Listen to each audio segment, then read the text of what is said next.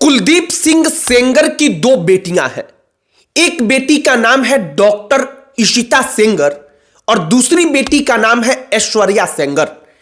Aishwarya Sengar media में आकर के इंटरव्यू देती है और इसके बाद उसके इंटरव्यू के 2-3-4 बड़े हाईलाइटेड पॉइंट्स होते हैं। हमने उसके बारे में रिसर्च करना शुरू किया। हमें वाकई में वो पॉइंट इतने वैलिड लगे कि उस पॉइंट को पढ़ने के बाद हमने सोचा कि जरा आपके समक्ष उसकी चर्चा की जाए। अगर वो पॉइंट वाकई में जैसे हाई कोर्ट के समक्ष रखे गए, सुप्रीम कोर्ट में भी वैसे ही रखा गया, सुप्रीम कोर्ट ने उसको कंसीडर किया, तो कुलदीप सिंह सेंगर शायद इस मामले में फिर से सुप्रीम कोर्ट से बच सकते हैं। यह हम क्यों कह रहे हैं? क्योंकि जिन सबूतों को उनकी बेटियां दिखा रही हैं और जो वाकई में एविडेंस कह रहे हैं वो इसी तरफ इशारा करते हैं। हमने सोचा कि कुलदीप सिंह सेंगर की दोनों बेटियों का सच, वो जो बयान दे रही हैं वो कितना प्रामाणिक है, इस पर जरा चर्चा करें और आपको पूरी कहानी बताएं। सब कुछ बताएंगे, लेकिन आगे बातचीत करने से पहले हमारा नमस्कार स्वीकार करिए। हमारा नाम मोहित कुमार सिंह है। सबसे पहला पॉइंट जो 3 अलग अलग टाइमिंग के वर्जन को लेकर के उठाया गया है, उनकी बेटी कहती है कि 3 अलग अलग टाइम जो पीड़िता है उसने 3 अलग अलग समयों पर बताया है कि मेरे साथ गलत किस समय पर हुआ। सबसे पहला टाइमिंग हमने खोजा तो मालूम चला कि जब पहली बार मुख्यमंत्री योगी आदित्यनाथ को पत्र लिखा गया तो उसमें कहा गया था 17/8/2017 को कि दिन के 2 बजे मेरे साथ यह सब कुछ हुआ है।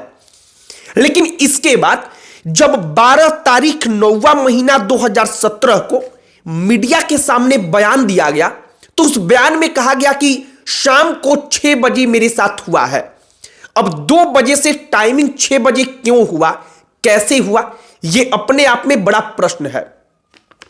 कुलदीप सिंह सेंगर की बेटी कहती है कि चूंकि टाइमिंग 2 बजे से 6 बजे करना इसलिए जरूरी हो गया था क्योंकि 2 बजे मेरे पिता एक कार्यक्रम में थे, मेरी मां भी वहां पर थी और उस कार्यक्रम की तमाम तस्वीरें थीं और उन तस्वीरों के जरिए यह आसानी से साबित हो जाता कि मेरे पिता उस वक्त पर वहां पर थे ही नहीं। इसके बाद एक और सुनिए, जब असल मुकदमा दायर हुआ तो असल मुकदमे में इस बात को कहा गया कि मेरे साथ रात्रि 8 बजे से 8:30 के बीच में गलत हुआ है। मतलब आप अपने मन से एक बार सोचिए कि क्या वाकई में अगर किसी व्यक्ति के टाइमिंग में इतना बड़ा अंतर हो कि 2 बजे दिन का और वो 8:30 बजे रात को लेकर चली जाए, तो क्या सच में उसकी विश्वसनीयता उतनी बनी रह जाती है? किसी भी मामले में अगर कोई भी व्यक्ति इस प्रकार का बयान देता है तब कुलदीप सिंह सेंगर की बेटी ये कहती है तो हमने इसको समझना चाहा। हमने पढ़ा तो मालूम चला कि वाकई में मुख्यमंत्री को पत्र में कुछ और टाइम बताया गया। जब मीडिया में आकर के इसके 1 महीने के बाद बोला गया तो उसमें कुछ और टाइम, और जब असल मुकदमा दायर हुआ तो उसमें कुछ और टाइम। यह हुआ पहला। अब दूसरी कहानी पर आइए। उस पीड़िता की उम्र को लेकर के एबीएस पब्लिक स्कूल का जो सर्टिफिकेट है वो कहता है कि वो उस दिन 15 साल 9 महीना की थी, मतलब कि नाबालिग थी। अब इसके बाद से सरकारी स्कूल का जो दस्तावेज है वो कहता है कि वो 18 साल 11 महीना की थी।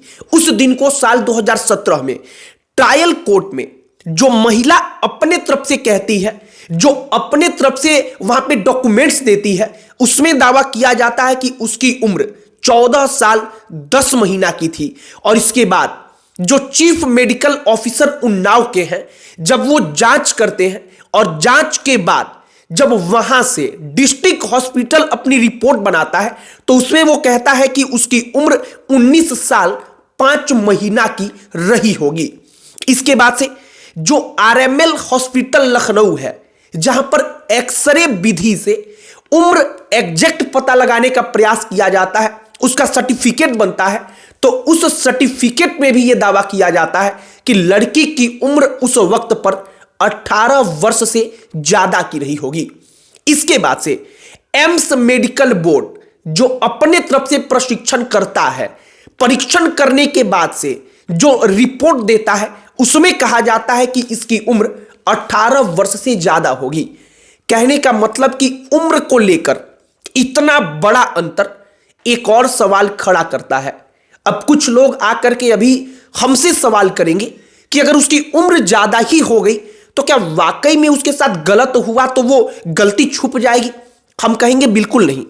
अगर उसके साथ गलत हुआ है तो गलती नहीं छिप जाती। लेकिन आप इस बात को समझिए कि अगर बात तो वाकई में सच होती तो फिर इतना ज्यादा बयान बदलने की या फिर अलग अलग उम्र अलग अलग डॉक्यूमेंट्स में दिखाने की, कुछ सिद्ध करने की जरूरत पड़ती ही क्यों? इसकी कोई जरूरत थी ही नहीं, बल्कि असल तौर पर सब कुछ ठीक होता तो सारे के सारे डॉक्यूमेंट्स एक प्रकार के रहते। इसके बाद से एक और कहानी है। एक एप्लीकेशन हमारे सामने आया, वो शिकायत पत्र तबका है जब पहली बार इस घटना की शुरुआत हुई थी। शिकायत पत्र लड़की की तरफ से लिखी गई है। उसमें वो लिखती है कि शुभम की मां, जो उसकी मां है, वो हमको कॉल करके कहती है कि रात को मेरे पास आ जाओ, तुमको कानपुर भिजवा देते हैं। शुभम कौन? शुभम सिंह वही लड़का जिसके साथ उस लड़की के परिवार वालों का पहले पंचायत होता है। इसकी कहानी जरा सा आपको हम बता देते हैं। यह कहानी शुरू होती है तब जब शुभम सिंह और शुभम सिंह का ड्राइवर नरेश तिवारी, जिस नरेश तिवारी के बारे में यह दावा किया जाता है कि नरेश तिवारी से जो वो लड़की है उसकी बातचीत होती थी। नरेश तिवारी के साथ लड़की घर छोड़कर चली गई और इसी कहानी को वो पत्रों में लिखती है कि शुभम की मां ने हमको रात को बुलाया, उसने कहा कानपुर भिजवा दूंगी, कानपुर में नौकरी की व्यवस्था करवा दूंगी। हम वहां पर चले गए। पहले से गाड़ी में शुभम मौजूद था, उसका ड्राइवर नरेश भी मौजूद था। वो लोग कानपुर लेकर के गए। हमको उन्होंने कहां रखा मुझे नहीं पता, मेरे साथ गलत किया गया। और इसके बाद वो लड़की कहती है कि 60,000 रुपए में मुझे बेच डाला गया। और इसके बाद जब हम वहां से किसी प्रकार से भाग कर आए तो पुलिस ने हमको पकड़ लिया। यह कहानी अब असल तौर पर वो पहली सीढ़ी है जहां से विवाद की शुरुआत हुई।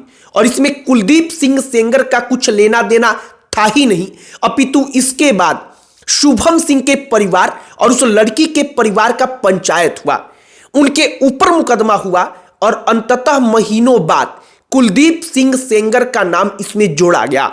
बाकी उनकी बेटियां जो कहती हैं, हमने उसको परखना चाहा। हमने परखने के बाद जो कुछ सामने आया उसको आपके समक्ष रखा है। एक और बात है, भावना हमारी भी आपकी भी, सबके सेंटीमेंट्स जो है वो बड़े ज्यादा उतावलेपन वाले हैं।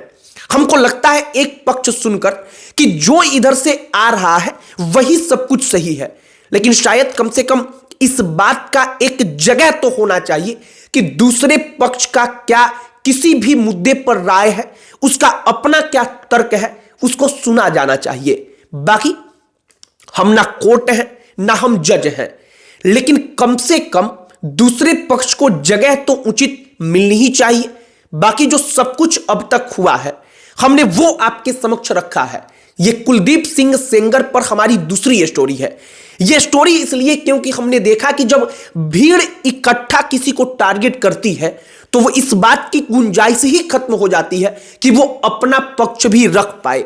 इसीलिए यह जरूरी हो जाता है कि कोई अगर अपना पक्ष रखना चाहे तो उसके पक्ष को भी जरूर दिखाया जाना चाहिए। आपकी इस पर क्या प्रतिक्रिया है कमेंट बॉक्स में लिखकर बताइएगा। इस वीडियो को यहीं पर समाप्त करते हैं। अन्य कोई टॉपिक जिस पर आप चाहते हो कि हम वीडियो बनाएं उसे भी कमेंट बॉक्स में लिखकर बताइएगा। हमारा पूरा प्रयास होगा कि हम उस टॉपिक पर भी वीडियो बनाएं। बाकी अंत में हमारा परिचय, हमारा नाम मोहित कुमार सिंह है। बहुत बहुत धन्यवाद।